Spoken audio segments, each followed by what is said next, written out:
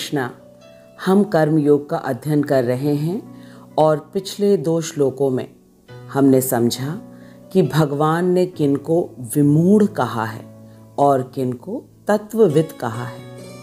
विमूढ़ का अर्थ है अज्ञानी और तत्वविद विद्वान पुरुष हैं। सकाम कर्म करने वालों को भगवान ने अज्ञानी कहा है क्योंकि वे अपने कर्म फलों को भोगने की इच्छा से कार्य करते हैं। ऐसे व्यक्ति स्वयं को शरीर मानते हैं और उन्हें अपने शरीर तथा शरीर के संबंधियों में अत्यधिक आसक्ति होती। उसी स्थान पर तत्वविद व्यक्ति वे व्यक्ति होते हैं जो निष्काम अर्थात किसी फल की इच्छा से कर्म नहीं करते। वे अपने प्रत्येक कार्य को मात्र कर्तव्य समझकर करते हैं तथा वे भगवान को ब्रह्म रूप, परमात्मा रूप तथा भगवान के साकार रूप में जानते हैं तथा वे अपने और देखते हैं कि भगवान ने विद्वान जनों को क्या उपदेश दिया है। पहले हम श्लोक संख्या 29 का वाचन करते हैं। प्रकृतेर्गुण सम्मूढ़ा सज्जन्ते गुण कर्मसु तान अकृत्सविदो मंदान कृत्स्नवित् विचालयेत्। प्रकृतेर्गुण सम्मूढ़ा सज्जन्ते गुण कर्मसु तान अकृत्सविदो मंदान कृत्स्नवित् विचालयेत्। शब्दार्थ प्रकृतैः प्रकृति के गुणों से, सम्मूढ़ाः भौतिक पहचान से बेवकूफ बने हुए, सज्जनते लग जाते हैं, गुण कर्मसु भौतिक कर्मों में, तान उन, अकृत्स्न विद अल्प ज्ञानी पुरुष, मंदान आत्म साक्षात्कार समझने में आलसियों को, कृत्स्न विद ज्ञानी नहीं, विचालयेत विचलित करने का प्रयत्न करना चाहिए।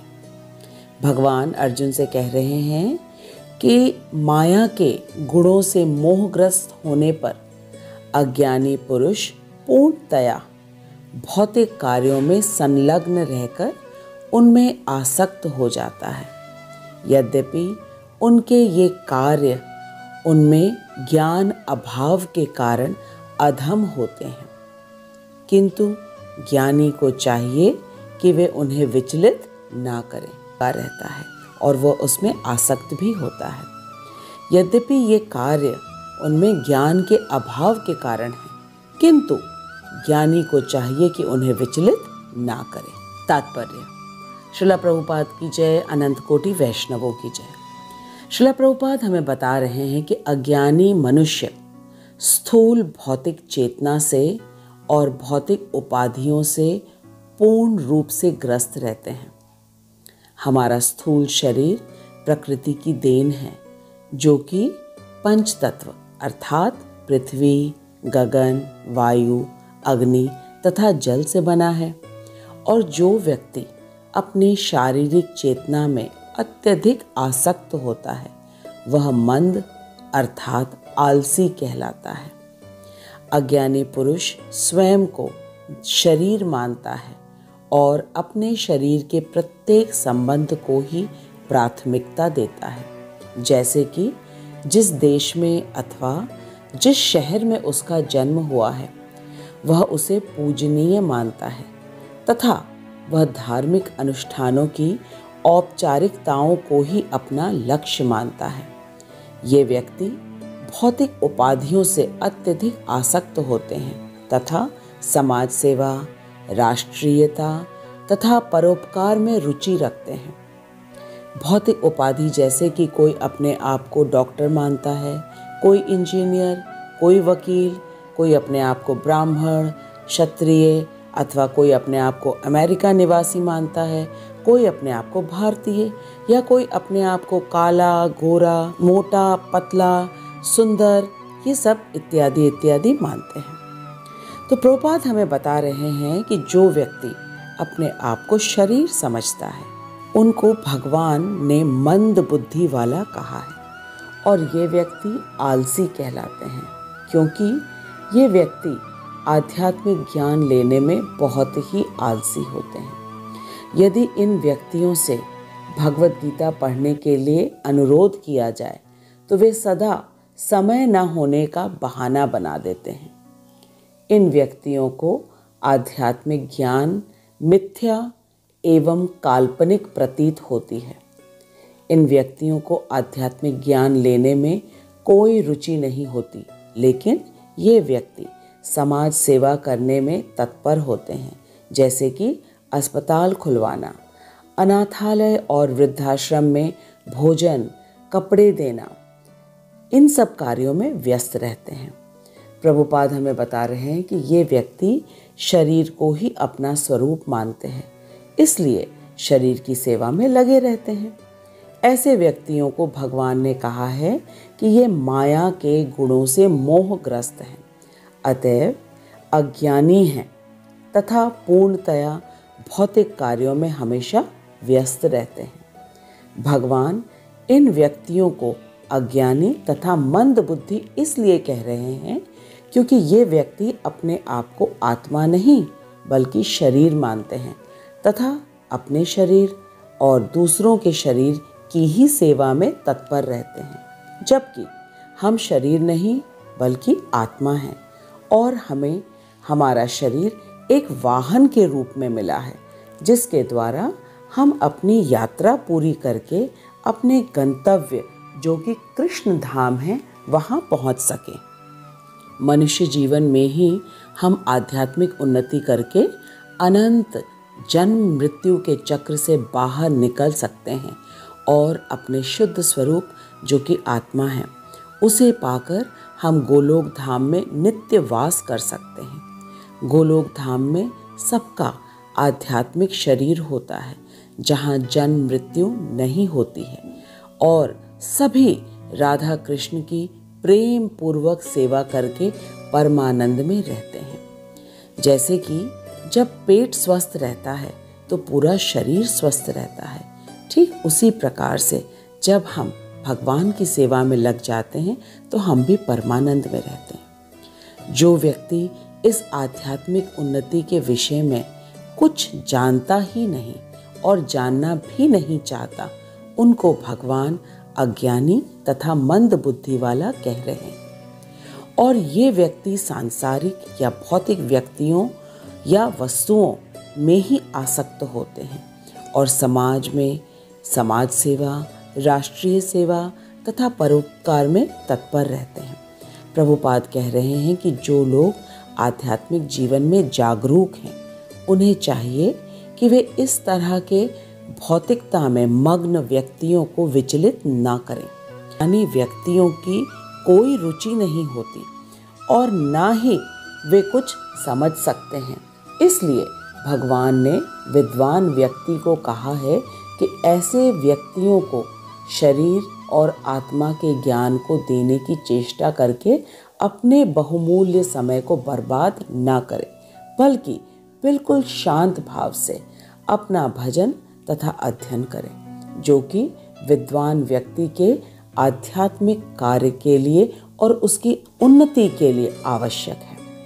प्रभुपाद बता रहे हैं कि ऐसे अज्ञानी या मोहग्रस्त पुरुष अहिंसा जैसे जीवन के मूलभूत सिद्धांतों तथा इसी प्रकार के परोपकारी कार्यों में लगे रहते हैं।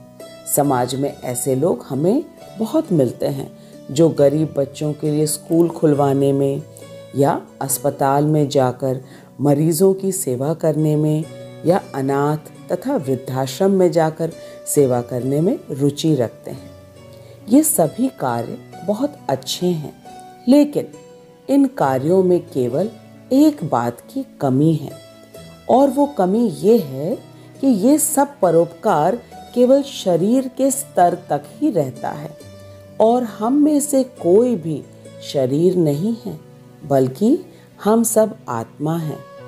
तो जब तक किसी भी जीव को आध्यात्म का ज्ञान ना दिया जाए अथवा उसे भगवान के साथ संबंध जोड़ने के मार्ग को बताया न जाए, सभी ऐसे परोपकारी कार्य अधूरा व्यक्ति डूब गया, क्योंकि हमने तो उस व्यक्ति को डूबने से बचाने की कोशिश करी, लेकिन केवल उसका कोट ही हमारे हाथ आया।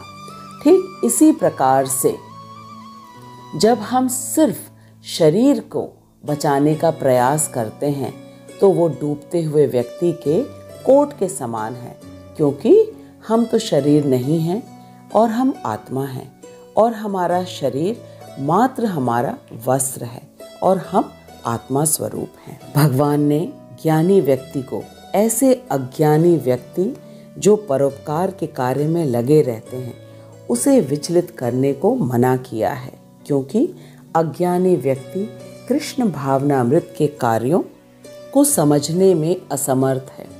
इसलिए भगवान ने विद्वान व्यक्ति को आदेश दिया है कि वे अज्ञानी को कृष्ण भावनामृत के सिद्धांत एवं कार्यों को समझाने में अपना बहुमूल्य समय न व्यतीत करें, क्योंकि जो समय चला जाता है वह कभी लौटकर नहीं आता तथा मनुष्य जीवन का भी कोई निश्चितता नहीं है, कब तक है कब नहीं है। अतः विद्वान व्यक्ति को अपने भजन क्रिया में ध्यान देना चाहिए। भगवान के आदेश के बाद भी भक्त इतना दयालु होता है कि वह अज्ञानी पुरुषों के पास जा जाकर उन्हें कृष्ण भावनामृत के कार्यों में लगाने का प्रयास करता है, क्योंकि भक्त को मालूम है कि यदि मनुष्य अपना बहुमूल्य जीवन केवल इंद्रिय तृप्ति में व्यतीत कर देगा तो मनुष्य जीवन का उद्देश्य जो कि कृष्ण प्राप्ति है उससे वह चूक जाएगा। और भक्त ये बहुत अच्छी तरह जानता है कि कृष्ण भक्ति के सिवा और कोई दूसरा मार्ग नहीं है इस अंतहीन जन्म मृत्यु के चक्र से बाहर निकलने के लिए, और एकमात्र एक भक्त के पास ही वो सामर्थ होती है कि वह जिस किसी को भी कृष्ण भक्ति प्रदान कर सकता है। हमारे पास श्रीला प्रभुपाद का प्रत्यक्ष उदाहरण है। श्रीला प्रभुपाद जब 70 वर्ष की वृद्ध आयु में अमेरिका गए तो उन्होंने अमेरिका के निवासी जो हिप्पीज थे उनको कृष्ण भक्ति के कार्यों में लगा दिया। वे हिप्पीज जो पहले प्रभुपाद के बताए चारों नियमों का उल्लंघन करते थे, वे सब चारों नियमों का पालन करने लगे, जैसे कि नशा नहीं करना, मांसाहार नहीं करना, जुआ नहीं खेलना और अवैध संबंध नहीं रखना। और प्रभुपाद ने इन सभी नवयुवकों को मंदिर बनाने की सेवा, पुस्तक वितरण की सेवा में लगा दिया, जो कि कृष्ण भक्ति के कार्य हैं। प्रभुपाद ऐसा क्यों कर पाए? क्योंकि प्रभुपाद भगवान के शुद्ध भक्त हैं तथा भगवान के नित्य परिकर हैं। भागवतम के 9:4-68 में बताया है, साधवो हृदयं मह्यं साधूनां हृदयं त्वहं मद अन्यत्ते न जानन्ति नाहं तेभ्यो मनागपि। भगवान कह रहे हैं कि साधु सदा मेरे हृदय में वास करता है और मैं सदा साधु के हृदय में ही वास करता हूँ, क्योंकि मेरा भक्त मेरे सिवा कुछ और नहीं जानता और मैं भी उनके सिवा किसी और को नहीं जानता। तो इस श्लोक से यह स्पष्ट हो गया कि श्रीला प्रभुपाद के हृदय में सदा कृष्ण का वास है, तभी तो श्रीला प्रभुपाद को कृष्ण कृपा मूर्ति कहते हैं। और इसी कारण श्रीला प्रभुपाद जिससे मिले उसको सीधे कृष्ण भक्ति के कार्य में लगा दिए। फिर नारद मुनि जहाँ जहाँ जाते और जिस किसी से भी मिलते उसे सीधे ही भक्ति दे देते, फिर चाहे धन के मद में चूर अहंकारी पुत्र ही क्यों ना हो, नलकुबेर और मणिग्रीव या डाकू अंगुलीमाल जो सबकी हत्या करता था, या मृगारी हो जो पशुओं को अधमरा करके छोड़ देता था, इन सभी को नारद मुनि ने भगवान का भक्त बना दिया। ठीक इसी प्रकार प्रभुपाद के संपर्क में जो व्यक्ति एक बार भी आ जाता है वह कभी न कभी भक्त तो अवश्य बनेगा। प्रभुपाद के संपर्क में अर्थात प्रभुपाद के पुस्तक के संपर्क में।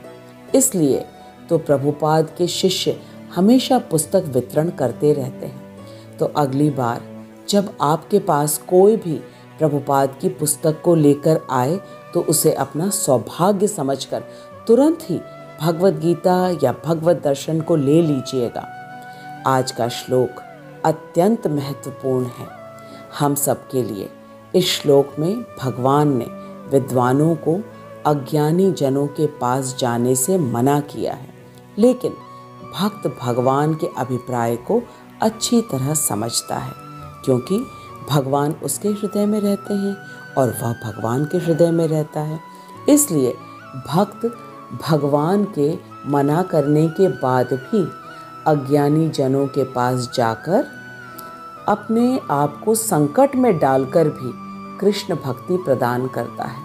वह जानता है कि भगवान ने जो भगवद गीता दी है वह मनुष्य जीवन के लिए अनिवार्य है। इसलिए वह भक्त सबके पास जाकर भगवद गीता, भागवत तथा हरिनाम जप करने की प्रार्थना करता है।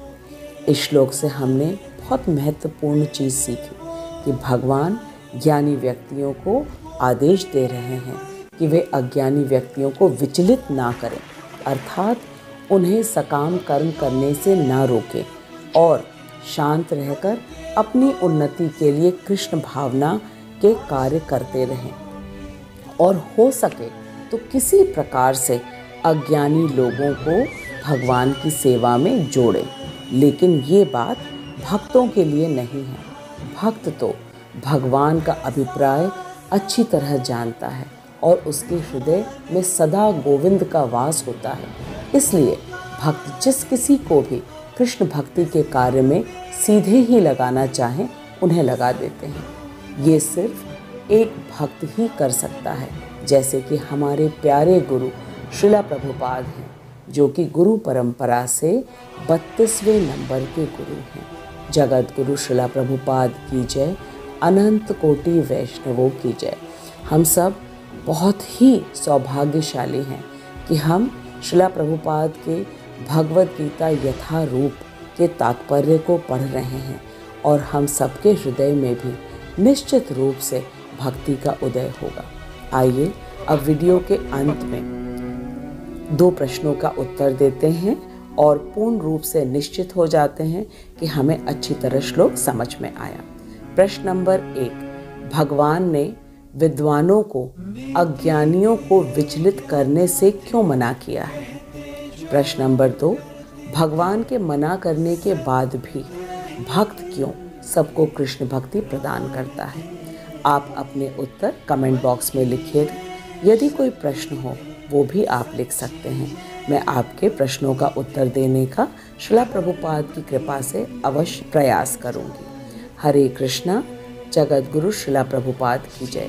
सदा कृष्ण के चिंतन में रहिए और प्रसन्न रहिए और अपने मनुष्य जीवन को सफल बनाइए। हरे कृष्ण। हरे कृष्णा कृष्ण कृष्ण हरे हरे, हरे राम राम राम हरे हरे। हरे कृष्ण कृष्ण कृष्ण हरे हरे, हरे राम राम हरे हरे।